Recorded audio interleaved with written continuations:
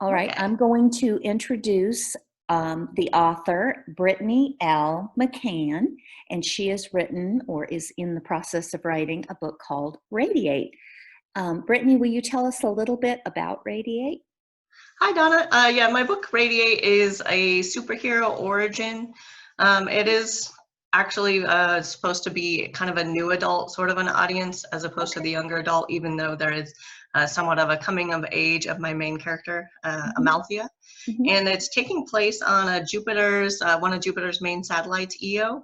So the concept behind it is that it's in a year 2313 in the Okay. future, and we've kind of been destroying the planet Earth. So scientists have gone out to different parts of the universe to Okay. try and find genetically modified different humans, just over hundreds of years, to kind of see how we can try to kind of save the planet Earth and see what we can withstand. So Okay. they're living in the lava tubes underneath because Io is the most radioactive That's cool. element that we know of at this Yeah. point in the Milky Way.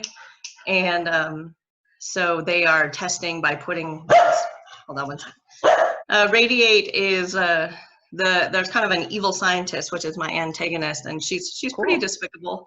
So she is taking these, they've kind of evolved into humanoid subjects. So now they're grown in like a pod.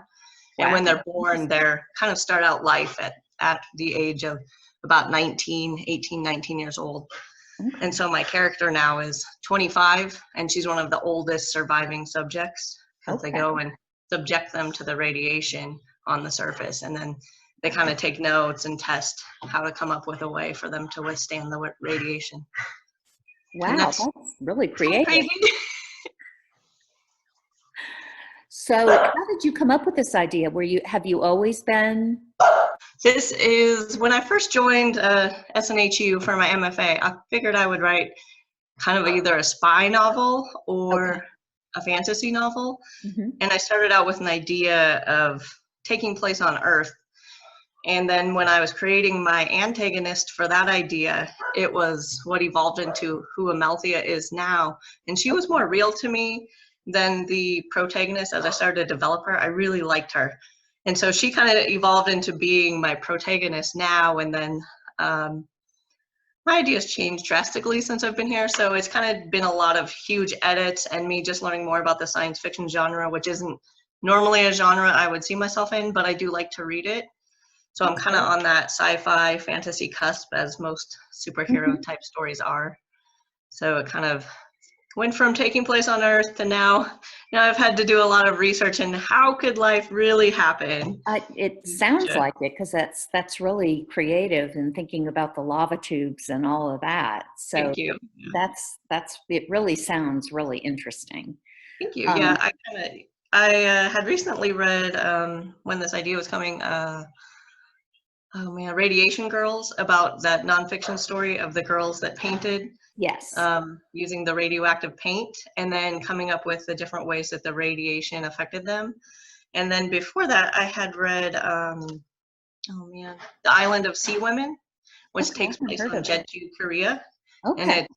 when they're hiding out from the soldiers, they hide, there's actually lava tubes because it's a volcanic island. So then I kind of started looking into different lava tube like on Hawaii, and Yeah. when they talk about sustaining life on Mars, it's talking about lava tubes on the moon and on or Cool. on Mars, Hawaii. So I kind of all these weird little things have kind of come together to mash into Absolutely. what Well, I have now. yeah, it sounds like that would make good science fiction when when you're basing it on Yeah, things that really exist and then using it in yeah. that type of a way. So that's amazing. Do you tend to find yourself writing the story chronologically, or do you kind of write by Um, scene? I have ideas. Some of it has to do with some of the assignments that we've had. I've been forced to write for certain concepts, like a flashback scene, which I don't think will happen until later in my book, Okay. or an opening scene with action where I actually think the action would be later. But once I get a scene written, then I'm able to chronologically place it and Okay. then kind of continue on from that scene. but naturally I'm more of a chronological thinker, but then when I reread it, I'm like, oh wait, I need to add in something in this chunk here to Right. make it better. And then that's when I start doing the rearranging.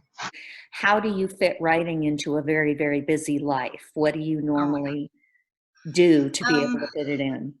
Well, I definitely sleep a lot less than I think you're supposed to, but I'm a single mom, so right now that's a lot because of all the additional schoolwork, and then I have been in the same career since I was about 18 years old, so Okay, I'm fairly high up in my career now, and I do really like my career, good. so I'm working full time, and then I my bachelor's degree is actually in computer science and web Okay, design, okay. but I've always wanted to write. And when I was looking at continuing on to my master's, I found different programs, and I knew that in order for me to actually get a book out there, I kind of needed to have kind of forceful deadlines, which was Exactly. provided. Yeah, So I'm like, okay, I'm going to choose this because I have to submit something. And some absolutely. days I regret that, and other days I'm like, no, this is the main goal. We got to do it. Push I through. know. I can totally relate to that. So let me just ask you, what are and or who are inspirational writers for you?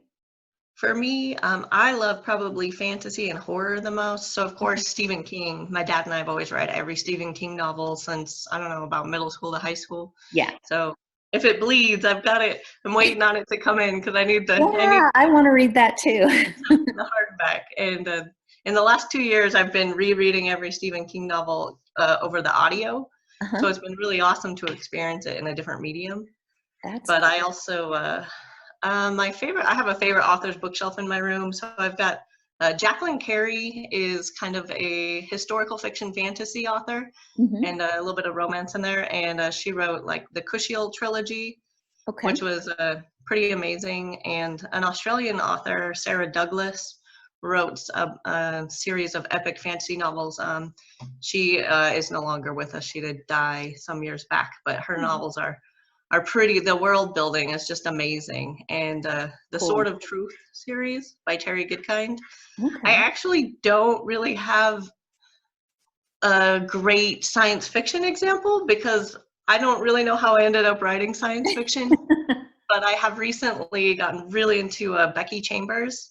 And Okay. then I've been reading a lot of the classics, which are awesome. So I find I'm starting to write in more of a classic science fiction style, which I kind of need to break a little bit for more of a mainstream. The current audience of science fiction is Right. definitely drifting from the classics, which I seem to be able to connect to more as a reader.